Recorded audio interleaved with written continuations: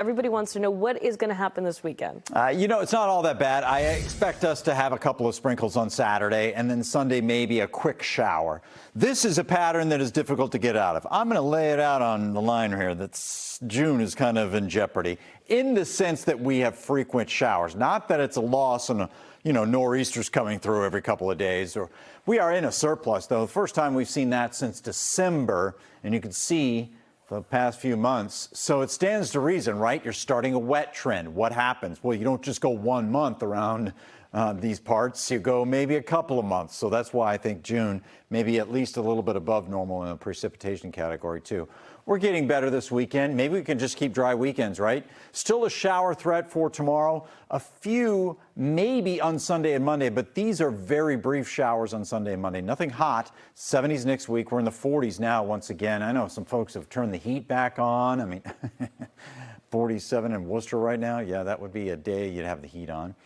And here are the showers, a solid band of them. They're very light, though, from Worcester to Gloucester, Boston, Weymouth, and Plymouth. I'm sure you're tired of seeing green blobs on the map, and you would like to see the radar just go quiet for a little while. Now, tomorrow, the chances have come up just a little bit for those pop-up showers in the afternoon between 2 and 4 o'clock. This is a day that could feature them. There's a lot of cloud cover, and the air's still a little bit unstable. But again, I wouldn't cancel plans over a shower threat. Just keep in mind that the day is still somewhat cool. We're coming out of this pattern, or at least this particular storm system, and we'll stay in the upper 50s to lower 60s, and that's your Saturday in a nutshell. Now, Sunday, a little bit warmer. We have more sunshine as a result, and sometimes, the guidance can be too low on the numbers if you break out into a couple hours more of sunshine instead of 64, 66, or 67. You get the idea, right?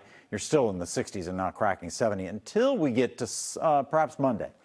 It's Monday that we see a sea breeze in Boston, so that may keep us from 70, but it's the pick of the weekend, and away from the coastline, we should be in the lower 70s too. Boston calling got underway in the showers today, and tomorrow there might be a quick shower possible at 61, and then Sunday about 64 degrees, breezy and brighter on those afternoons.